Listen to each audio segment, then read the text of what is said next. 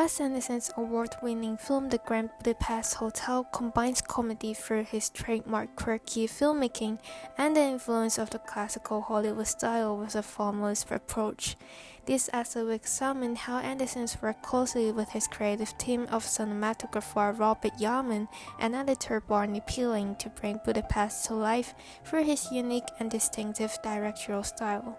Inspired by Austrian author Stefan Zweig's memoir The World of Yesterday, Budapest is set in a fictitious 1930s Europe and recounts the extraordinary adventures of the hotel's concierge Misia Gustovich and lobby boy Zero.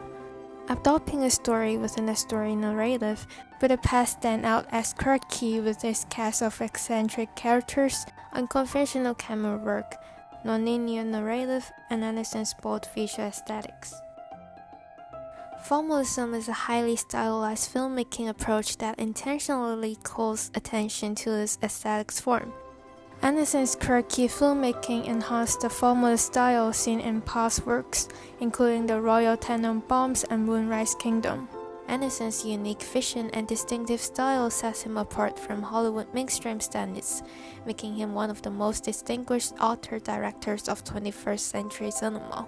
The formalist approach is shown through Anderson's creative decisions to use miniatures to depict the hotel's grand exterior, instead of relying on computer-generated images, a common practice of filmmakers today. Anderson chose this approach to give the set an artificial and old-fashioned feel. Such attention to detail is also reflected in Anderson's meticulous planning of each shot before filming begins, with the use of detailed hand-drawn animatic storyboards. This is where cinematographer Robert Yeoman comes in.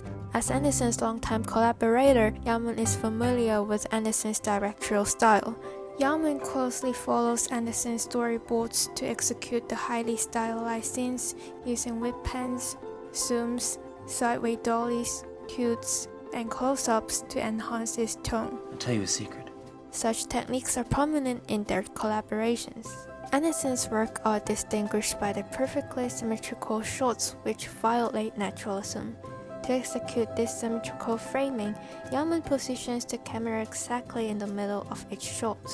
This deliberately draws attention to the scenes, removing the settings and characters from realism. Another example of Anderson's formalist approach is the innovative use of different aspect ratio as a narrative device to depict each time period. Anderson has mentioned that the movie jumps through 3 time periods. The different aspect ratios tell viewers where they are in the timeline. He uses the 1.37 to 1 Academy ratio for the scenes set in 1932, the widescreen 2.4 to 1 ratio for 1968, and the standard 1.85 to 1 for scenes in the modern era. This innovative technique stems from Anderson's influence by the 1930s classical Hollywood 1.37 to 1 Academy ratio. Scene shots using diverse animatic lens create a sense of surrealism which are enhanced by the unique color palette and unconventional lighting techniques. Yeoman's notable lighting techniques have been influenced by Italian cinematographer Vittorio Storaro, whose highly stylized camera work elevate the formalist style. Yeoman uses the light to convey a character's emotions and set the tone of the scenes. For example, in the banquet hall scenes, when the author brings up alcohol, the mise-en-scene switches to low-key lighting. A strong chiaroscuro effect is created to reflect Zero's emotional change and convey his grief over Alcathar's death. The shift in lighting during this emotional moment bridges the gap between realism and fantasy. While Yeoman's ability to evoke emotions through his cinematography contributes to Budapest's flights of fantasy, this is enhanced by the creative editing of Barney Peeling. Budapest was Peeling's first collaborations with Anderson. During the first 8 weeks of post-production, they worked together closely to showcase a range of editing techniques that highlights the film's stylistic approach. Peeling's use of comedic timing and fast-paced editing adds to the quirkiness of the film.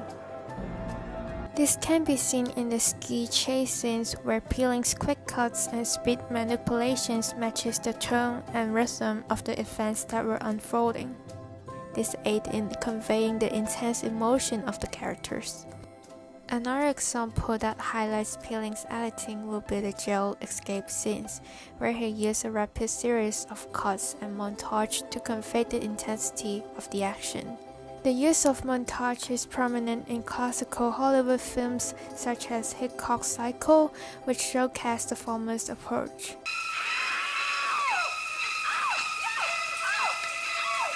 Hitchcock's work have heavily inspired Anderson, with scenes from Budapest paying tribute to him, including the museum chase scenes adapted from Hitchcock's Torn Curtain.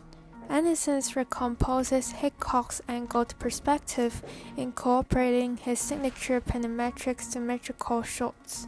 However, by imposing his own personal visual style, retiming the pursuit, and inserting a score, Anderson and Peeling succeed in weaving something distinct that still bears recognizable connective threads to its source material.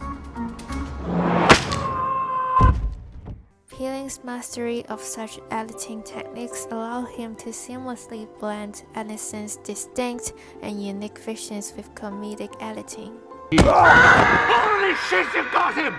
Through Anderson's close collaborations with Yaman and Peeling, Budapest effectively incorporates Anderson's quirky formal style with classical Hollywood influence.